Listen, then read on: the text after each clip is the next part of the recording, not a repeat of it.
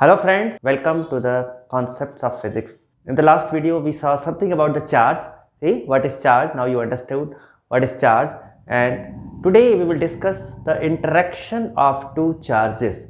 Suppose we have two charges near to each other, so either they attract each other if they have a unlike charge particles, or they repel each other if they have like charges. You know that when two positive charge keep near to each other, they repel each other, and when two unlike charge, one is positive, one is negative charge, when keep near to each other, they attract each other. So whatever the force they apply, okay, so that force is under the particular law that is called Coulomb's law. Okay, the great French scientist, that Coulomb has given that law. That is one of the basic fundamentals force. Okay, means the force between two charged particles, that is called the Coulomb force or electrostatic force. So we will see that law, and after that we will see some properties of that law also. Just one thing I should remind you, you know what is charge? Charge is having a quantization principle. So in the last video we saw that the charge is equal to plus minus of Ne, where E is the charge of one electron. This is clear, 1.6 into 10 raised to power minus 19 Coulomb, and N is the particular number that will be added or subtracted. Okay, so by adding or by removing electrons from any substance, we can charge it. Clear? So we have a two charge particles. Remember, both the charge particles are stationary. Two charge particles are there, say Q1, say Q2. So maybe like charge, maybe unlike charge. So either they are attracting each other or they are repelling each other.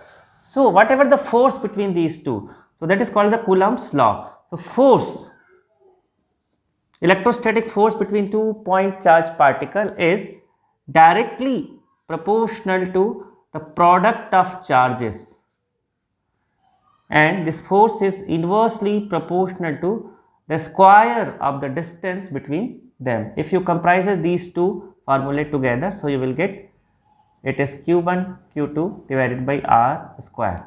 Okay, so when we remove this proportionality sign, so we have to use a proportionality constant.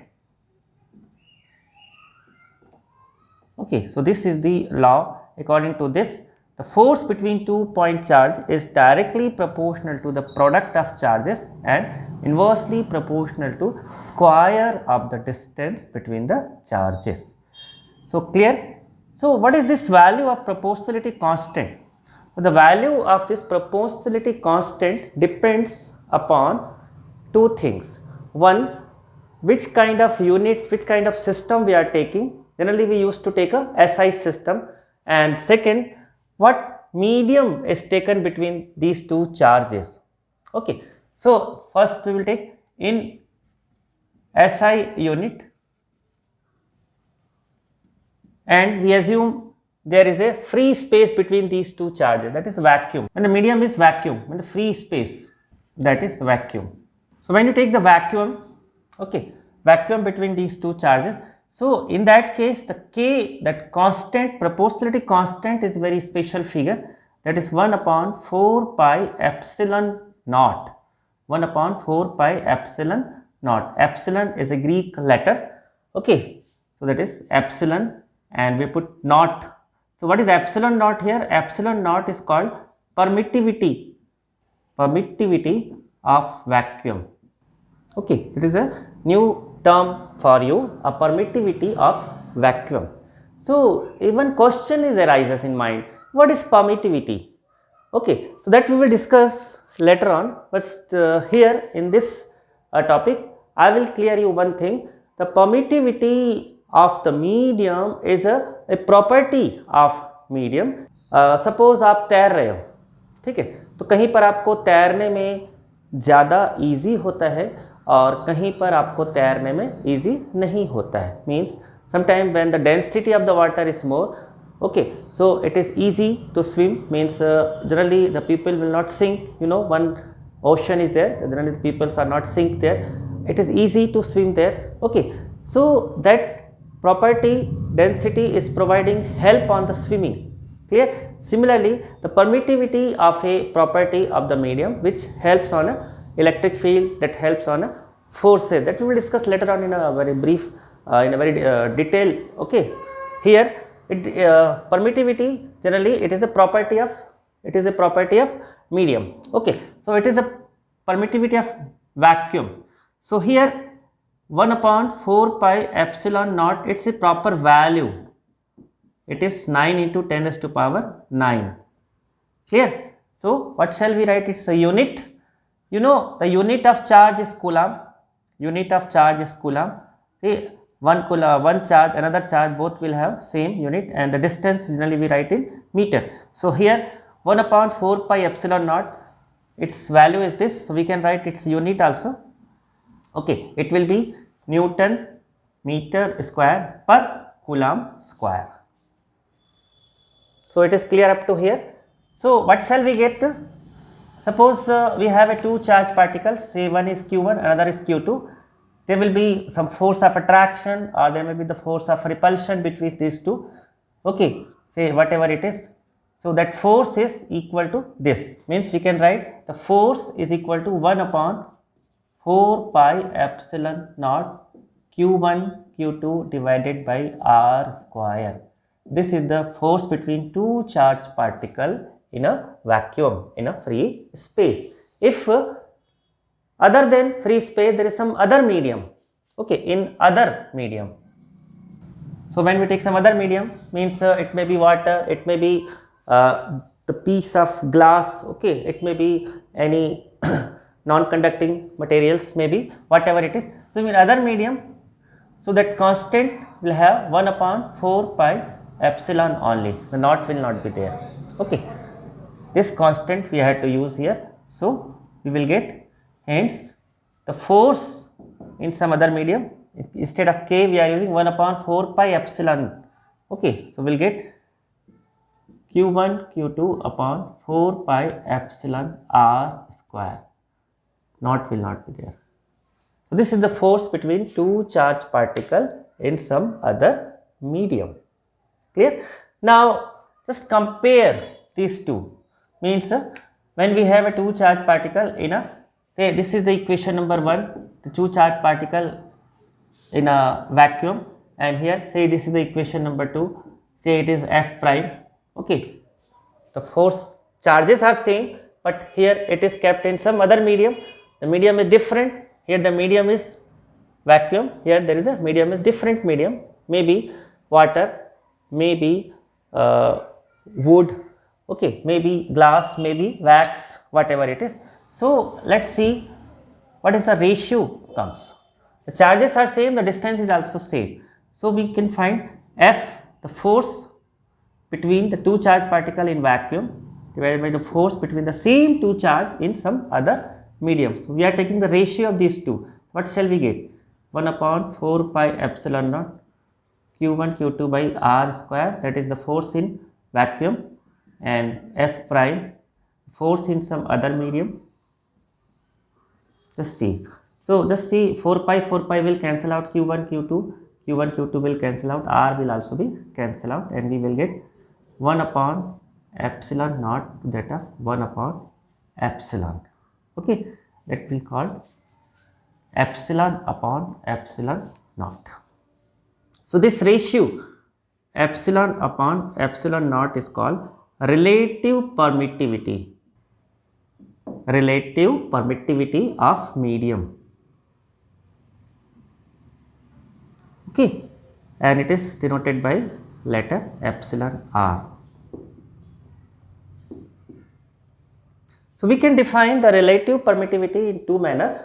One, we can say it is the ratio of permittivity of the medium to that of the permittivity of the vacuum. It is more precisely we can say absolute permittivity of medium to that of absolute permittivity of vacuum. That will be relative permittivity of medium. And also we can say it is the ratio of the force between the two same charged particle kept in the same distance in a vacuum to that of in a some other medium.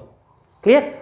So we can define the permittivity, relative permittivity in terms of this ratio or in terms of this ratio.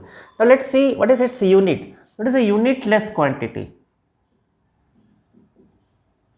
Unitless and dimensionless quantity.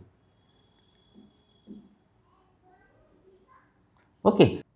The ratio of permittivity of the medium to that of the permittivity of vacuum is the relative permittivity, and the relative permittivity is the unitless and dimensionless quantity. So, can we get the dimension of the epsilon or epsilon naught? So, yes, we can get, see, 1 upon 4 pi epsilon naught is equal to 9 into 10 raised to power 9 Newton meter square. This, so we can get its value, and also we can get its unit also. So, we can write epsilon naught is equal to 1 upon 4 pi into 9 into 10 raised to power 9, and the unit will be, it will be Coulomb square per Newton per meter square. And on solving this, we will get 8.86 into 10 to the power minus 12 Coulomb square per Newton per meter square. So, this is the value of absolute permittivity of vacuum. Okay. So, we can get the permittivity of any medium from this relation.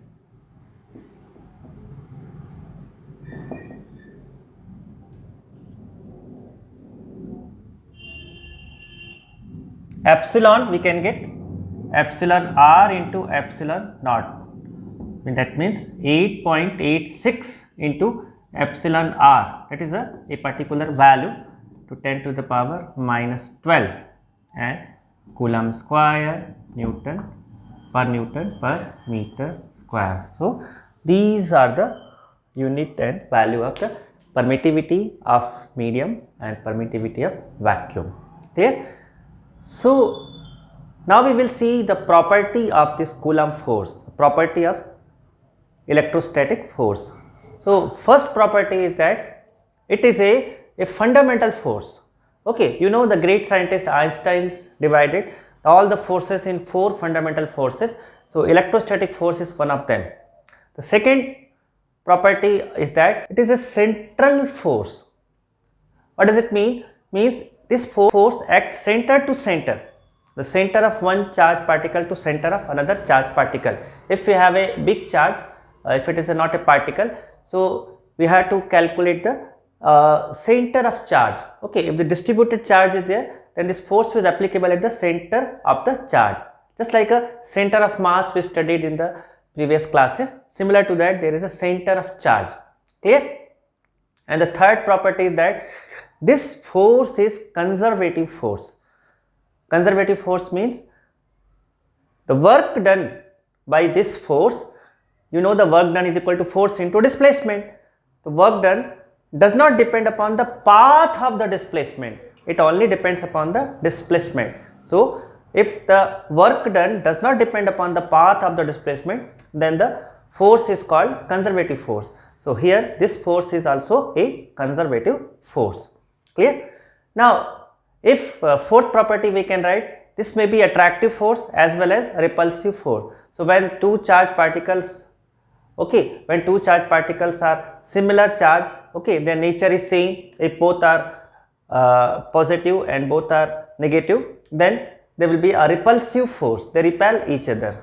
And if one of them is positive, means there is an unlike charge, they attract each other. So, we can say this force may be attractive or repulsive. And the next property we can say, this force depends upon medium between the charges. Okay, as you know, in this relation epsilon is there and in vacuum epsilon naught is there. So, this force depends upon the medium. If the epsilon r is more, the force will be less. Clear? And one more property we can say, this force follows the inverse square law, that we know in the law itself. The force is inversely proportional to square of the distance. So, we can say this force follows the inverse square law. Clear? In this video up to here only. So, just keep studying, and till that, all the best.